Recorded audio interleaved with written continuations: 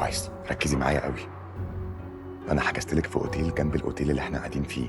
هقفل معاك التليفون وهبعت لك الحجز بتاعه واللوكيشن على الواتساب، اوكي؟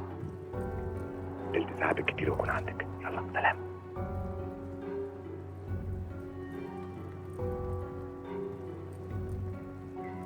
شيرين حبيبتي، لو قمتي من النوم وما لقيتنيش انا نزلت اجيب لك شويه هدوم عشان تلبسيها، مش هتاخر عليكي. بحبك.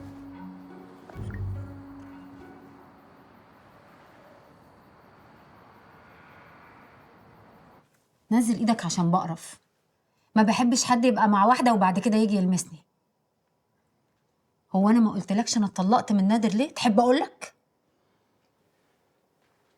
انا عارف انه اي اعتذار او اي كلام استحاله هيعوضك عن اللي عملته معاك الصبح غصب عني. انا عارف، بس وحياة بنتك يا مروه حطي نفسك مكاني. انا طلبت منك النهارده كام مره انك تمشي وتسيبي الاوتيل. وحياتي عندك يا مروه لو ليا عندك خاطر ما تحسسنيش ان كل اللي بعمله مش فارق معاكي. انا مش عارفه اقولك ايه بصراحه، مش عارفه. قولي انك فهماني، قولي انك سامحتيني عن الجريمه البشعه اللي انا عملتها معاكي الصبح.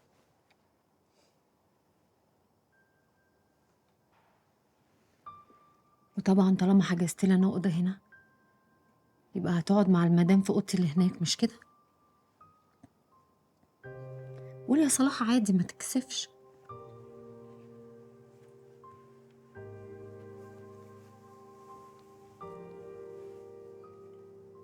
قول ان الاجازه اللي خطفتها بالعافيه عشان تقضيها معايا مش من حقي، وان اسبوع العسل اللي المفروض تقضيه معايا انا هتقضيه معاها هي هناك. وقول غصب عني والله ما كانش قصدي، وان انت لو قدرت ان شاء الله تعدي عليا في اليوم ساعة ساعتين هتعملها. وقول ان انت هتبقى مأمن الدنيا اكتر من كده المرة الجاية ان شاء الله. مش هو ده اللي انت عايز تقوله؟ ولا عندك حاجة تانية عايز تزودها؟ اه يا مروه عندي. انت عارفه انا وشيرين لو اتطلقنا وعلاقتي بيها باظت ايه اللي ممكن يحصل؟ عارفه اهلها مين؟ وممكن يعملوا معايا ايه لو بس فكرت ان هي تبعد؟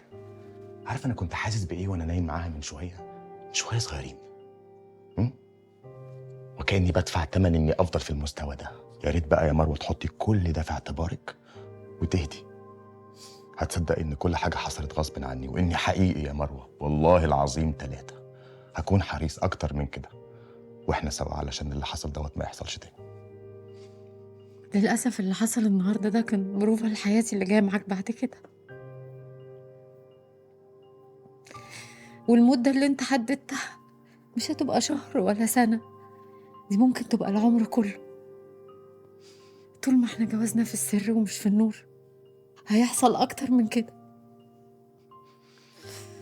أنا عايزة أسافر بكرة الصبح. يعني مفيش فايده؟ لا مفيش.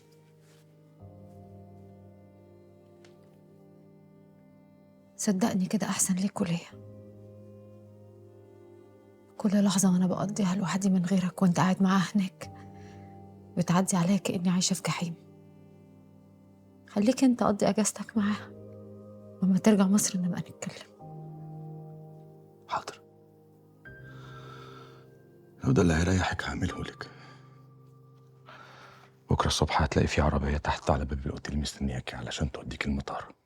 ومن فضلك لو ما توصلي البيت طمنيني. صلاح، اللي طلبته مني وأنا رفضته طلبته من مراتك قبل كده؟ انا هعتبر نفسي ما سمعتش السؤال ده. من اول يوم طلبت منك فيه نبقى مع بعض وانت عارفه ظروفي كويس وموافقه عليها. بس ده بقى ما يديكيش الحق ابدا ابدا انك تتدخلي في تفاصيل حياتي وبيتي للدرجه دي.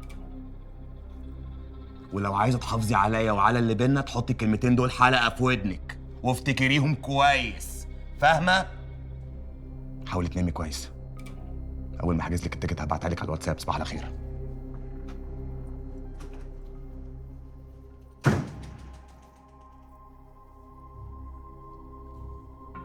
هناء معاكي ورق في الموضوع ده ولا لسه؟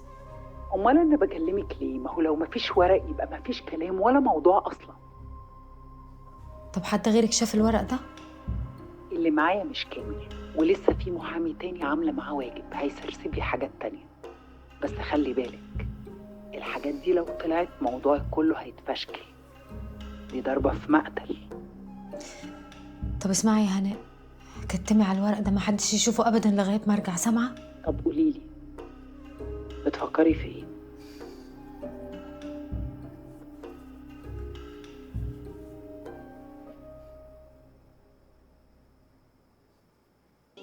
وقد كانوا يأخذون البنية التحتية الأساسية كمكان للاختباء، ولهذا انت كنت فين كل ده؟ رجعت امتى؟ ما قلتليش ليه؟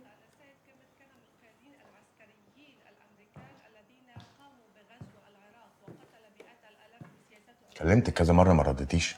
ايه ده، موبايلي سايلنت. معلش ما خدتش بالي، زهقت قوي من المكالمات بتاعت الريل استيت وكده.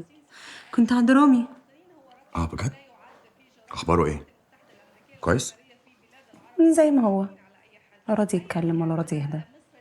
حاسه انه هيفضل عامل كده لحد ما ساره تطلع. انت رجعت بدري ليه؟ مش قلت 3 ايام؟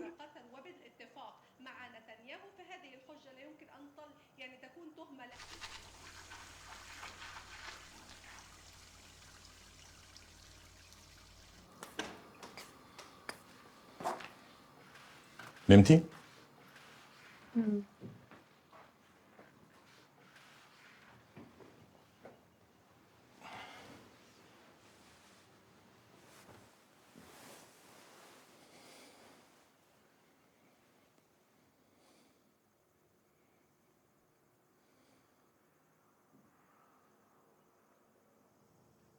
صلاح انا عايزه اتطلق. مش دلوقتي حالا طبعا، خلاص عزمنا الناس على حفله عيد جوازنا. بعد الحفله.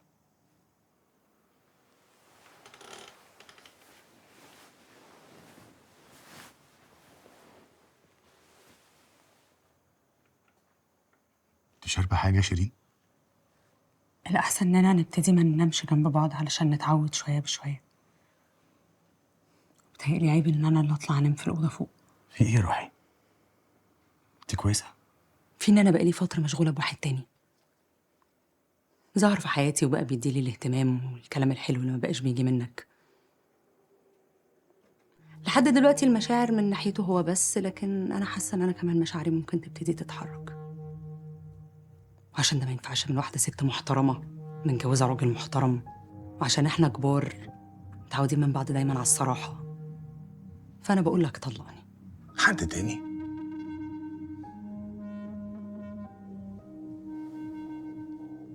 مين هو بقى؟ واحد ما تعرفوش يا صلاح. واحد كان معايا في المدرسة وبعدين في الجامعة، شبهي جدا وشبه عيلتي. وبعدين انت بتسأل ليه؟ هتقيمه ولا هتلبسه قضية؟ نامي يا شيرين، بطلي هبل. انا مش مصدق ولا حرف من الهرتله اللي انت بتقوليها دي. طيب يا صلاح خلاص، انا اللي هطلع انام فوق. بس خليك فاكر ان انا جيت لك وطلبت منك الطلاق قبل ما اعملها واخونك، وانت اللي اخترت.